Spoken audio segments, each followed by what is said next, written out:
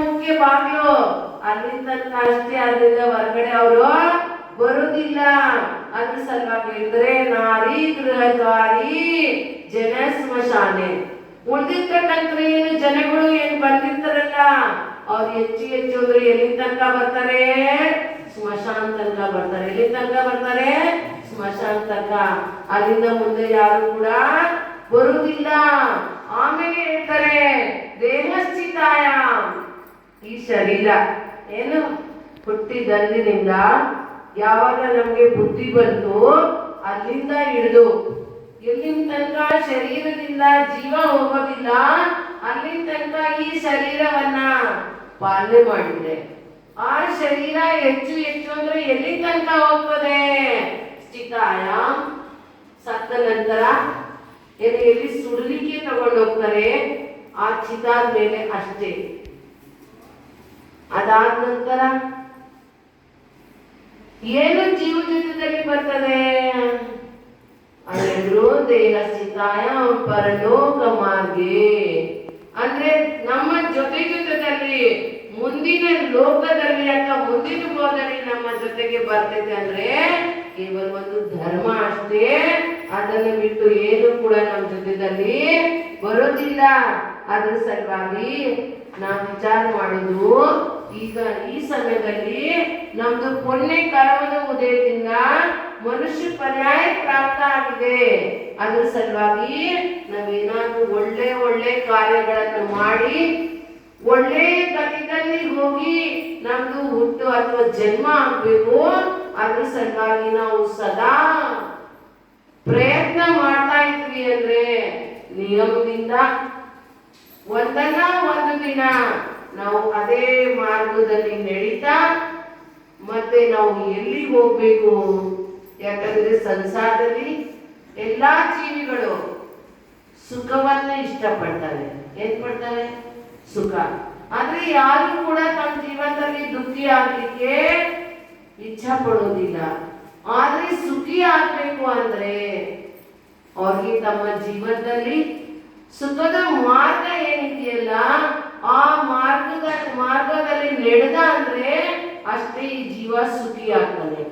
ವಾಸ್ತವದಲ್ಲಿ ಆ ಸುಖ ಎಲ್ಲಿದೆ ಅಂದ್ರೆ ಮೋಕ್ಷದಲ್ಲಿ ಇದೆ. ಎಲ್ಲಿದೆ? ನಮ್ದು ಏನ್ ಸುಖ ಇದೆಯಲ್ಲ ಅದು ಯಾವಾಗ್ಲೂ ಕೂಡ ಶಾಶ್ವತ ಇಲ್ಲ. ಅದಕ್ಕೆ ಯಾವುದು ಸುಖ ಅಂತ ಹೇಳ್ತಾರೆ ಅಂದ್ರೆ ಶಾಸ್ತ್ರಕಾರ ಹೇಳ್ತಾರೆ ಅದಕ್ಕೆ ಇಂದ್ರಿಯ ಜನಿತ ಸುಖ ಅಂತ ಹೇಳ್ತಾರೆ. ನಮ್ಗೆಲ್ಲ ಏನ್ ಸಿಕ್ಕಿದೆಯಲ್ಲ ಅದು ಯಾವುದು ಸುಖ? ಇಂದ್ರಿಯ ಜನಿತ ಸುಖ. ಆದ್ರೆ ಇಂದ್ರಿಯ ಜನಿತ ಸುಖದ ಸಲುವಾಗಿ, ಯಾಕಂದ್ರೆ ಆತ್ಮಿಕ ಸುಖದ ಸಲುವಾಗಿ ಬೇರೆ ಯಾವುದು ವಸ್ತುಗಳದ್ದು ಅವಶ್ಯಕತೆ ಇಲ್ಲ. ಆದ್ರೆ ಇಂದ್ರಿಯ ಜನಿತ ಸುಖ ಸಲುವಾಗಿ ಬೇರೆ ವಸ್ತುಗಳದ್ದು ಅವಶ್ಯಕತೆ ಇದೆ. ಅದಕ್ಕೆ ಕುಂದು ಸ್ವಾಮಿಗಳು ತಮ್ಮ ಪ್ರವಚನ ಸಾರ ಗ್ರಂಥದಲ್ಲಿ ಒಂದು ಗಾಥಾದಲ್ಲಿ ಹೇಳ್ತಾರೆ. ಏನ್ ಹೇಳ್ತಾರೆ? ಸಪರಂ ವಾದಾಸಯ್ಯಂ ವಿಚ್ಛಿನ್ನಂ ಬಂಧ ಕಾರಣಂ ವಿಷಮಂ ಜಮ್ ಇಂದ್ರಿಯೇಷು ತರ್ಪಂ ಜಮ್ ಇಂದ್ರಿಯೇಷು ಲದಂ ತಂ ಸೌಖ್ಯಂ ದುಃಖಮೇವ ತಃ. ಅವ್ರು ಹೇಳಿದ್ರು ಆ ಇಂದ್ರಿಯ ಜನಿತ ಸುಖ ಸಲುವಾಗಿ ಏನ್ ಬೇಕು? ಹೊರ ವಸ್ತುಗಳು ಬೇಕು. ನಿಮಗೆ ಗರ್ಮಿ ಆಗ್ತಾ ಇತ್ತು, ಸೆಕೆ ಆಗ್ತಾ ಇತ್ತು, ಅವಾಗ ಏನ್ ಮಾಡಿದ್ರೆ ಫ್ಯಾನ್ ಹಚ್ಚಿದ್ರೆ ಈಗ ನಿಮ್ಗೆ ಸ್ವಲ್ಪ ಚೆನ್ನಾಗಿ ಅನ್ನಿಸ್ತಾ ಇದೆ. ಯಾಕಂದ್ರೆ ಆ ಫ್ಯಾನ್ ಇದೆಯಲ್ಲ ಆ ಫ್ಯಾನ್ ಏನಿದೆ? ಹೊರವಸ್ತು ಇದೆ. ಏನಿದೆ ಅದು? ಹೊರವಸ್ತು ಇದೆ. ಅದರ ಸಲುವಾಗಿ ಇಲ್ಲಿ ಹೇಳ್ತಾರೆ ಸಪರಂ ಅಂದ್ರೆ ಬೇರೆ ವಸ್ತುಗಳಿಂದ ಇಂದ್ರಿಯ ಜನಿತ ಸುಖದ ಪ್ರಾಪ್ತಿ ಆಗ್ತದೆ. ಅದಾದ ನಂತರ ಬಾಧಾ ಸಂಯಂ. ನೀವು ಮಸ್ತಿನಿಂದ ಕೂತ್ಕೊಂಡಿದ್ದೀರಾ, ನಿಮ್ಗೆ ಅನ್ನಿಸ್ತಾ ಇದೆ ಓ ಬಹಳ ಚೆನ್ನಾಗಿ, ಅಕಸ್ಮಾತ್ ಏನಾದ್ರು ಲೈಟ್ ಹೋಯ್ತು ಅಂದ್ರೆ ಬಾಧಾ ಅಂದ್ರೆ ತೊಂದರೆ ಉಪಸ್ಥಿತ ಆಯ್ತು ಇಲ್ಲ, ಕರೆಂಟ್ ಹೋಯ್ತು ಅದ ನಂತರ ಅಪ್ಪ ಎಷ್ಟು ಶಕ್ತಿ ಆಗ್ತಾ ಇದೆ ಇಲ್ಲ. ಅದಕ್ಕೆ ಅವ್ರು ಹೇಳಿದ್ರು ಬಾಧಾ ಸಂಯಂ ಒಂದು ಪ್ರಕಾರದ ಬಾಧೆಗಳು ಅಂದ್ರೆ ವಿಘ್ನಗಳು ಇರ್ತವೆ. ಅದಾದ ನಂತರ ವಿಚ್ಛಿನ್ನಂ ಅಂದ್ರೆ ಒಂದಲ್ಲ ಒಂದು ದಿನ ಆ ಸುಖಗಳು ನಮ್ಮನ್ನು ಬಿಟ್ಟು ಹೋಗ್ಬೋದು. ಅಕಸ್ಮಾತ್ ಆ ಸುಖ ನಮ್ಮನ್ನು ಬಿಟ್ಟು ಹೋಗ್ಲಿಲ್ಲ ಅಂದ್ರೆ, ನಾವೇ ಈ ಶರೀರವನ್ನು ಬಿಟ್ಟು ಹೋದ್ವಿ ಅಂದ್ರೆ ಈ ಸುಖ ಇಲ್ಲೇ ಬಿಡುತ್ತದೆ ಎಲ್ಲಾ ಸಾಮಗ್ರಿಗಳು.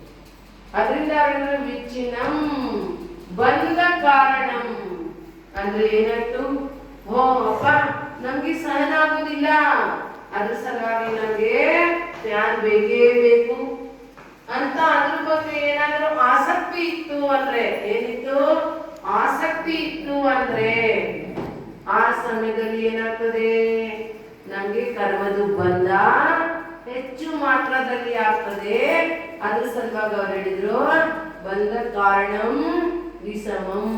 ಮತ್ತೆ ಒಮ್ಮೊಮ್ಮೆ ಆ ಸುಖ ಕಡಿಮೆ ರೂಪದಲ್ಲಿ ಕೂಡ ಸಿಗ್ಬೋದು, ಒಮ್ಮೊಮ್ಮೆ ನಮ್ಗೆ ಆ ಸುಖ ಹೆಚ್ಚು ಮಾತ್ರದಲ್ಲಿ ಕೂಡ ಸಿಗ್ಬೋದು. ಅದ್ರ ಸಲುವಾಗಿ ಹೇಳಿದ್ರು ತಮ್ ಇಂದ್ರಿಯೇಷು ಲಬ್ಧಂ ತಮ್ ಸುಖಂ ದುಃಖಮೇವತಃ. ಯಾವುದು ಸುಖ ಇಂದ್ರಿಯ ಮೂಲಕ ಸಿಗ್ತದೆ ಅದು ನಿಶ್ಚಿತ ರೂಪದಿಂದ ದುಃಖ ಸ್ವರೂಪನೇ ಇದೆ. ಯಾಕಂದ್ರೆ